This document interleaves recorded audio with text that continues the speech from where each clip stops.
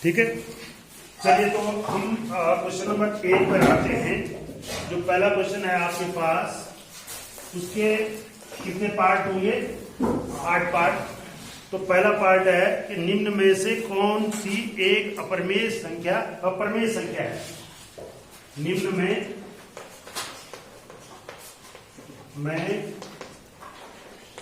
कौन सी एक प्रमेय संख्या है? इसी को इंग्लिश में आप कहेंगे which of the following is a rational number. अब आपके पास यहां पर विकल्प हैं ए √3, बी √4, सी 5 और डी क्या है 2 + √5। तो हमारा सही उत्तर क्या होगा? √3।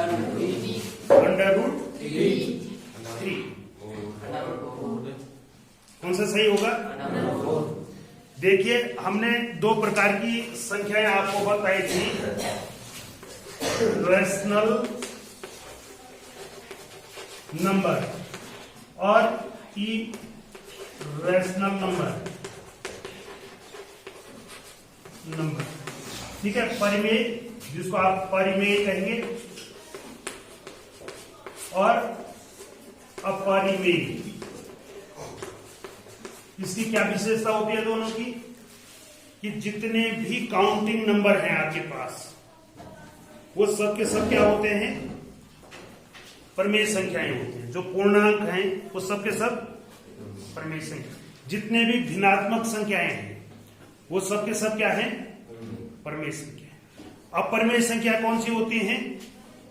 जिनको P/Q के रूप में नहीं लिखा जा सकता, बाकियों को P/Q के रूप में लिख सकते हैं। तो यहां पर मोटा मोटा गेस करने के लिए आपको बताऊं कि जिन संख्याओं के आगे अंडर आता है उनको जनरली हम क्या मानते हैं? इरेशनल। ठीक है, लेकिन अगर उसके अंदर आगे अंडर आया है, लेकिन वो सरल होकर के बिना अंडर का हो सकता है, मतलब उसका अंडर हट सकता है। फॉर एग्जाम्पल यहां पर √4 आया, इसको क्या लिख सकता हूं मैं? √2 का स्क्वायर। और अंडर किससे कैंसिल हो जाएगा? स्क्वायर से। तो कितना आया इसकी वैल्यू? 2। और 2 क्या है? एक काउंटिंग नंबर है, एक पूर्णांक है। तो इसको क्या लिख सकता हूं मैं? P/Q लिख सकता हूं, 2/1। तो ये कौन सी संख्या हुई? परिमेय संख्या। इसका मतलब हमारा सही उत्तर क्या होगा? √4।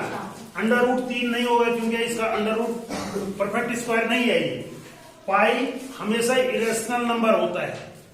पाई कौन सा नंबर है? इरेशनल, अपरिमेय संख्या। और ये परिमेय संख्या है, लेकिन ये अपरिमेय संख्या है। और जब एक परिमेय और अपरिमेय संख्या को जोड़ते हैं तो कौन सी संख्या मिलती है? अपरिमेय संख्या मिलती है। कौन सी संख्या मिलती है? तो ये भी नहीं हो सकता है क्योंकि ये भी अपरिमेय हो गया, ये भी अपरिमेय हो गया और ये भी अपरिमेय हो गया। तो सही उत्तर क्या हुआ हमारा? √4। अब ये ध्यान रखना कि इस प्रकार का क्वेश्चन कोई जरूरी नहीं है कि यही क्वेश्चन आ जाए। ये तो मॉडल क्वेश्चन है। कभी ये भी आ सकता है कि निम्नलिखित में से अपरिमेय संख्या छांटिए। क्या छांटिए? अब अपरिमेय संख्या छांटने के बारे आएंगे तो 3 नंबर वो क्या देगा? परिमेय देगा और एक अपरिमेय देगा। जैसे उसने दे दिया √4, √9, 1/2 और 5, और पूछ दिया कि इसमें क्या छांटिए आप? परिमेय संख्या छांटिए, अपरिमेय संख्या छांटिए। अपरिमेय संख्या, अपरिमेय संख्या बतानी है आपने। तो ये भी क्या बन जाएगी? परिमेय संख्या बन जाएगी। ये भी क्या बन जाएगी? परिमेय संख्या। 1/2 भी क्या होती है? परिमेय संख्या। तो पाई क्या है? समझ रहे हो? या तो पाई न दे करके विकल्प में वो √3 दे दे, तो आपका सही उत्तर क्या होगा? √3।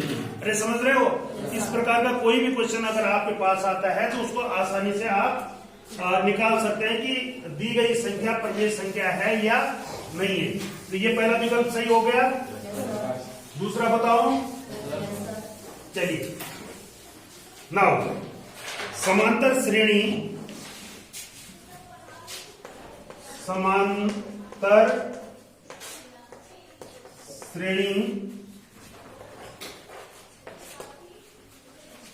चार, 10, 16, 22 का अगला पद होगा। अगर मैं विकल्प न भी दूं तो आप बता सकते हैं कि अगला पद क्या होगा? कितना होगा? 28। क्यों, कैसे निकला? क्या हम देख रहे हैं ये क्या है? एपी है। ये क्या है? और इसी एपी में डी कितना आ रहा है? 6। डी कितना आ रहा है? 6। तो अगला पद कितने के बराबर होगा?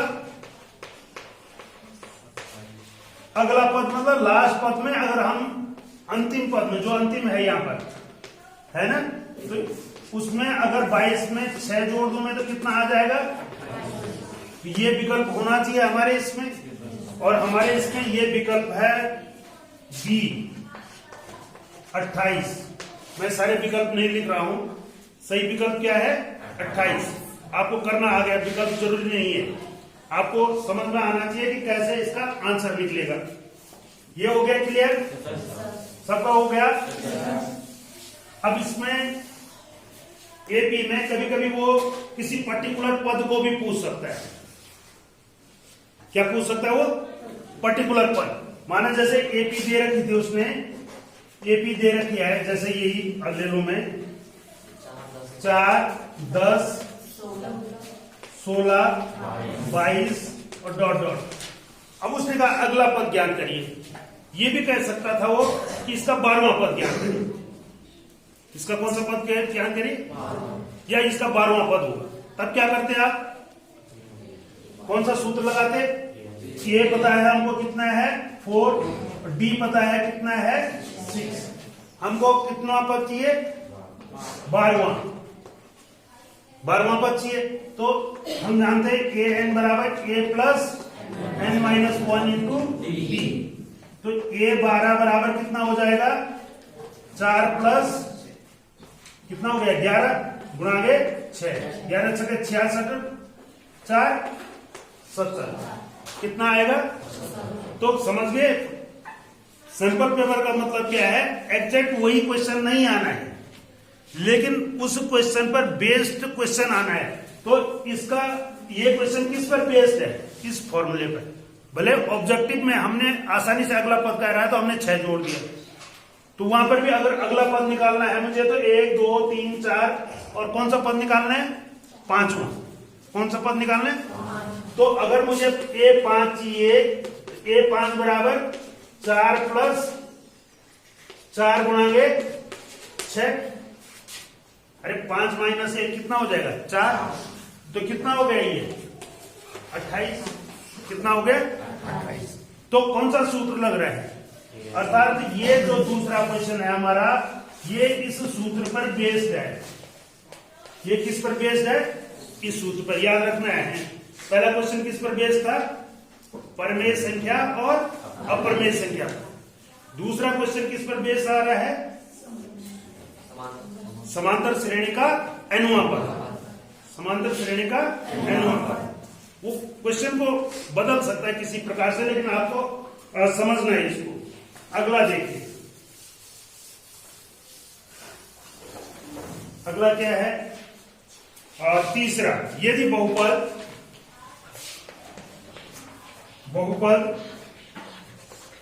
यदि बहुपद 2x² plus x plus k का शून्यक का शून्य कितना है? 3 है। तो k का मान होगा, तो होगा इसलिए लिख रहा हूं कि नीचे विकल्प है, नीचे क्या है। अब क्या कैसे करेंगे? विकल्प अगर ना भी हो हमारे पास, कैसे होगा? ये विकल्प है, वो सीधा तुक्का थोड़ी मारा जा सकता है। हमको ये क्वेश्चन सॉल्व करना आना चाहिए ना। शून्यक, अगर ये इसका शून्यक है तो x बराबर 3 रखने पर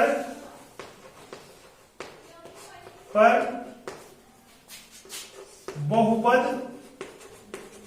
बराबर कितना होना चाहिए? 0। बहुपद बराबर कितना होना चाहिए? 0। तो इसका मतलब हुआ 2 गुणा में 3 का वर्ग, x की जगह पर कितना रख दिया मैंने? 3 प्लस 3 प्लस k बराबर कितना हो जाएगा? 0। तो 3 का वर्ग कितना हुआ? 3 का वर्ग, आवाज ही नहीं आ रही। 3 का वर्ग 9 दूनी 18, 3 21 प्लस k बराबर 0। तो k बराबर -21। ये कोई विकल्प होना चाहिए आपके पेपर में। यस, इसमें विकल्प है बी विकल्प है। नहीं सॉरी, बी नहीं, बी में 21 है, ये आ रहा है -21। अरे ठीक है, 21 भी दे रखा है उसमें, कंफ्यूज देखिए। बी वाला विकल्प क्या दे रखा है उसमें? 21, और डी वाला दे रखा है -21। तो आधा बच्चे तो यहीं पर गड़बड़ कर देंगे कि ये उन्होंने 21 देखा, 21 पर टिक मार दिया ऊपर वाले। तो ये ध्यान रखना है कि वो प्लस है या माइनस, उसको भी ध्यान से देखना है। विकल्प में ये चीजें कंफ्यूज होती हैं। सेम नंबर दे देगा, एक माइनस में एक प्लस में, तो उसको भी जल्दीबाजी में गलत टिक नहीं करना है, और सवाल इस प्रकार से होगा। ये समझ में आ गया? जो तीसरा क्वेश्चन हमारा आ रहा है वो किससे आ रहा है? बहुपद। बहुपद की कौन सी प्रॉपर्टी लग रही है? यदि शून्यांक दिया गया हो तो बहुपद का मान क्या होता है? 0। अर्थात जो शून्यक दे रखा है वो मान रख दीजिए x के स्थान पर, और उसके बाद कैलकुलेट कर लीजिए जो आपको कैलकुलेट करना है वहां पर। जैसे यहाँ पर k है तो k का मान हमने ज्ञान किया। अरे ठीक हो गया? अब कभी कभी ये भी कह सकता है वो, माना ये ऐसा लिखा हुआ था उसने 2x² प्लस k प्लस 5, ये होता, और शून्य 3 ही है। माना कि शून्य कितना है? 3 है, तो कैसे होगा ये? अरे बात वही हो गया, x बराबर कितना रखेंगे? 3। तो 2 इंटू 3 का square plus k plus 5 is equal to क्या होना चाहिए? 0। अब देखिए कितना हुआ? 3 3 9 दूनी 18 5 23 प्लस k बराबर कितना हो गया? 0। तो k बराबर कितना होगा? -23। समझ में आई बात? तो k यहां हो सकता है, यहां हो सकता है, यहां पर k हो सकता है, तो यहां पर भी k हो सकता है। समझ रहे हो? सवाल का मतलब ये नहीं है कि इसमें k यहां पर लिखा है। अगर अगला सवाल बनाऊं मैं, ये हो सकता है k times x² plus x plus 3, ये है। तो अगेन क्या करना है हमने? माना शून्यांक मैंने 3 ही मान लिया, तो x बराबर कितना रखूंगा मैं? 3।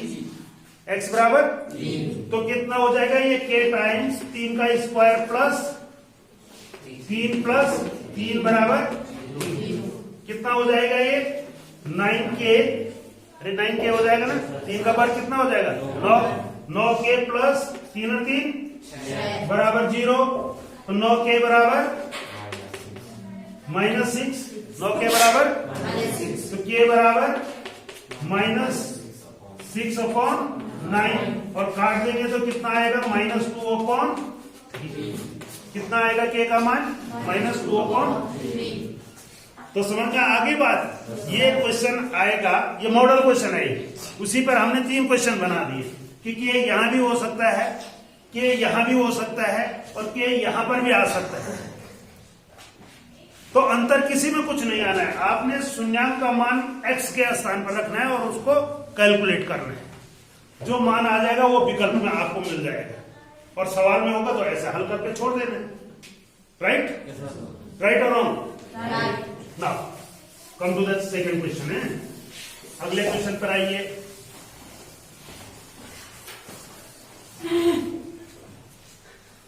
अगला क्वेश्चन क्या है? द्विघात बहुपद x स्क्वायर, द्विघात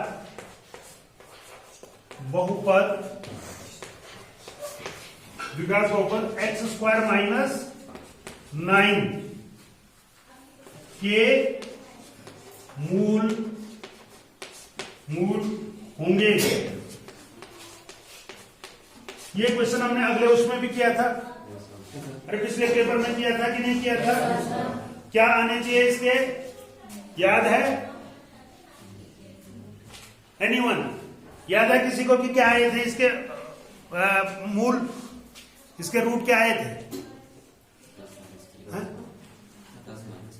+-3। देखिए यहां पर देखिए 2 प्रकार से मैंने ये करना बताया था आपको। x स्क्वायर माइनस 3 स्क्वायर लिख सकते हैं आप, इक्वल टू 0। बहुपद है ये, बहुपद है ना? नहीं, समीकरण है या बहुपद है? द्विघात लिख तो समीकरण रहा है, लिख द्विघात बहुपद है, वैसे वो दे रखा है ना उसने, तो और मूल कह रहा है तो इक्वल टू 0 कहना चाहिए उसको ना। अगर ये इक्वल टू 0, ठीक है, तो इसके 2 गुणनखंड क्या होंगे? x माइनस 3 और x plus 3 is equal to 0। तो this implies alpha is equal to 3 और beta is equal to -3। 2 root होंगे इसके, एक +3 और एक -3, अर्थात +-3। आपका सही उत्तर यहां पर लिखा हुआ है A, 3 और -3, 3 और -3, ए वाला आंसर।